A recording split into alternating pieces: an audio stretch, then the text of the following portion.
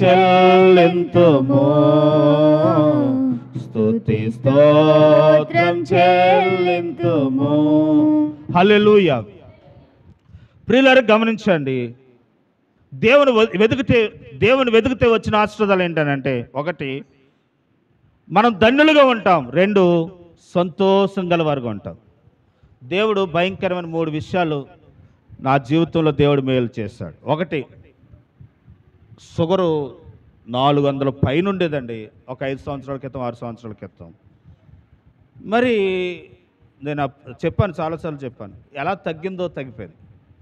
మళ్ళీ బిల్ల వేసుకుంటుంటే తడొచ్చేస్తుంది, ఇలా డాక్టర్ చూపిస్తే ఇంకేసుకోవద్దు అన్నాడు.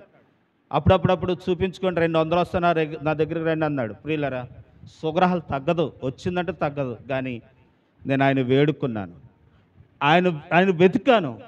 ఈ వైద్యం చేయగలవాడు నువ్వు ఒక్కడవే, నన్ను కలుగు చేసినాడు నీవే అని వేడుకున్నాను. ప్రియులరా, ఇప్పటికి 6 సంవత్సరాలు అయింది, ఇప్పటికి ఒక బిల్ల వేయలేదు. ప్రియులరా, షుగర్ కంట్రోల్ అయ్యింది. ఒకటి. రెండు, మళ్ళీ అన్నీ తింటున్నాను, అన్నీ చేస్తా ఉన్నాను. రెండు, ప్రియులరా, ఒళ్ళంతా దురదొచ్చేసేదండి చాలా భయంకరంగా. దువ్వానుతో గోకేసేవాడిని. సిట్రిన్ ట్యాబ్లెట్ వేస్తే 1 రోజు 2 రోజులు ఆగేది, 3వ రోజు మళ్ళీ మామూలు అయిపోయేది. కాబట్టి ఈరోజు దేవుని వాక్యం వింటున్నా, దేవుని బిడ్డలు ఎలా తగ్గిపోయిందో తగ్గిపోయింది. ఇది కూడా దేవుని దగ్గర ప్రార్థించాను. మూడోది ఏంటనంటే, ప్రియులరా, అందరూ ఒకసారి దేవుని స్తోత్రం ఇద్దామా. ముక్కు ఊపిరాడేది కాదు. ఎందుకు ఊపిరాడతలేదండి, హాస్పిటల్కి వెళ్తే లేనిపోని గొడవ అని వెళ్తాం మానేశాను. అలాగ చాలా రోజులు నేను అలా నిర్లక్ష్యం చేసుకుంటూ వచ్చేసాను. ముక్కు గట్టిగా పీరిస్తే గాలి వచ్చేది, అది వచ్చేది కాదు, అది నోటితో తీసుకునేవాడు. దేవుని వెతుకుతూ వచ్చిన మేలేంటో చెప్తున్నాను.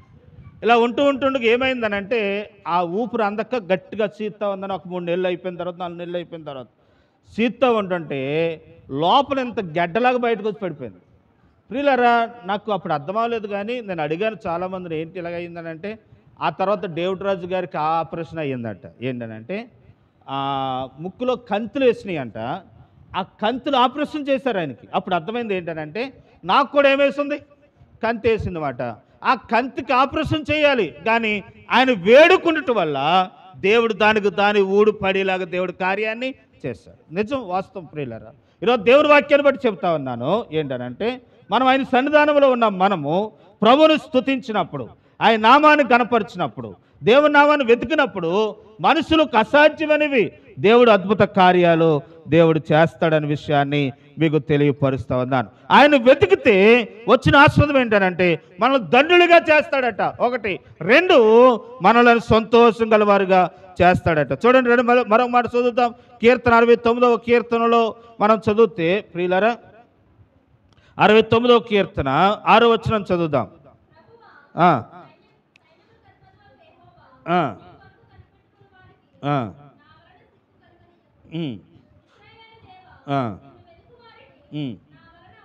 నా వలన ఏం కలగొద్దు. ఇప్పుడు దావీదు ప్రార్థన చూడండి ఎలాగంటున్నాడు అని అంటే, నేను నిన్ను నమ్ముకున్నాను గనక నాకు ఈ మేలు జరగలేదని ప్రజలు ఏం చేస్తారు, అవమానిస్తారు. ఆ అవమానం నీకు కలక్కున్నట్లు నాకేం చేయి, కార్యం చేయి అంటున్నాడు. అంటే దేవుని ఎదుకు వారికి దేవుడు ఏం చేయనవడు అని అంటే, మనల్ని ఏమవనవడు అని అంటే అవమానము కానవడు. కాబట్టి దేవుని వెతికితే దేవుడు మనకు సహాయం చేస్తాడు. నేను ముందుకు వెళ్తున్నాను ప్రియులారా.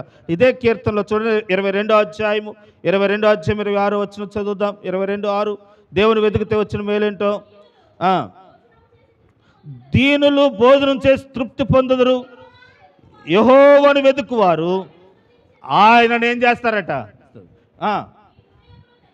మీ హృదయములు తెప్పరిల్లి నిత్యం ఏమవుతామంట.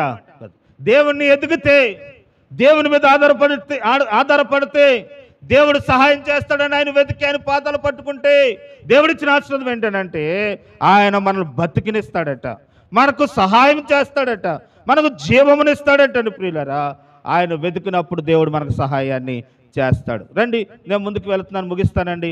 ఇంకొక 2 మాటలు చెప్పి నేను ముగిస్తాను. ఒకటి, కనుక ఎందుకు వెతకాలి దేవుణ్ణి అని అంటే, ఎలా వెతకాలని అంటే, హృదయపూర్వకంగా దేవుని ఏం చేయాలి, వెతకాలి కదండి. దివ్యోపదేశ కాండంలో చదువుకున్నాం. రెండు, ఎక్కడ వెతకాలి అని అంటే కీర్తన గ్రంథంలో అంటాడు ఏమనంటే ఎక్కడ వెతకాలి అని అంటే ప్రియులారా, మొదటి దినవృత్తాంత గ్రంథం 16-11 ఏమంటాడనంటే ఆయన సన్నిధానములో వెతకాలట. చదవమ్మా, ఆ మాట కూడా చదువుతాం. మొదటి దినవృత్తాంత గ్రంథం 16-11. యెహోవాను ఆశ్రయించుడి, ఆయన బలమును ఆశ్రయించుడి, ఆయన సన్నిధిని నిత్యము చూడండి, ఆయన బలమును వెతుకుడి, ఆయన సన్నిధిని ఏం చేయాలంటే ఒకరోజు 2 రోజుల నిత్యము వెతికితే ఆయన మనకేం చేస్తాడో తెలుసా? ఆయన మనకి బలమును అనుగ్రహిస్తాడట. ఏమిటి ఆ బలము? మనం చేయలేనివి, మనం సాధించలేనివి మనం సాధించేలాగా దేవుడు మనల్ని బలపరిచి ఆయన బలాన్ని మనకిస్తాడట. ప్రియులారా, పెంతెకొస్తు పండుగ దినాన్న శిష్యులు మేడపైన కూడి ఉన్నప్పుడు వారు భయపడిపోతున్న ప్రజల మీదకి పరిశుద్ధాత్మ దిగి వచ్చినప్పుడు వారు ఏం పొందారనంటే దేవుని శక్తిని పొందారట. కనుక తిమోతి రాసిన పత్రికలో తిమోతి క్రీస్తు యేసునందు నువ్వేమవు బలవంతుడము కమ్మంటాడు. క్రీస్తు యేసునందు మనం ఏమవ్వాలంట? బలవంతులం అవుతాం. కాబట్టి ఈ బలం ఎక్కడొస్తుందనంటే ఆయనను వెదకటాన్ని బట్టి, ఆయన సన్నిధిలో వెదకటాన్ని బట్టి అటు రీతిగా మనం వెతికినప్పుడు దేవుడు మనకు సహాయం చేస్తాడు. ఎలాగ వెతకాలనంటే పూర్ణ మనసుతో వెతకాలి. కనుక జాగ్రత్తగా వెతకాలి. ఆయన సన్నిధానంలో మనము వెతికినప్పుడు దేవుడు సహాయం చేస్తాడు. చూడండి, ఇంకో మాట చెప్పి నేను ప్రార్థన చేస్తాను ఎలాగ వెతకాలో. కీర్తన గ్రంథం 3వ అధ్యాయం 1వ వచనంలో ఎప్పుడు వెతకాలంట అన్నట్టు చదవండి అమ్మా. నా దేవుడవు నీవే వేకువని నిన్నేం చేస్తానంటున్నాడు. ఎప్పుడు వెతుకుతాడంట? నేను అనుభవంతో చెప్తున్నాను. వేకువనే లేచి మీరు వెతికితే ఆయన సహాయం. ఇంకొక విషయం, ఈ మాట అర్థం చేసుకోండి. అందరూ ఒకసారి దేవుని స్తోత్రం ఇద్దామా.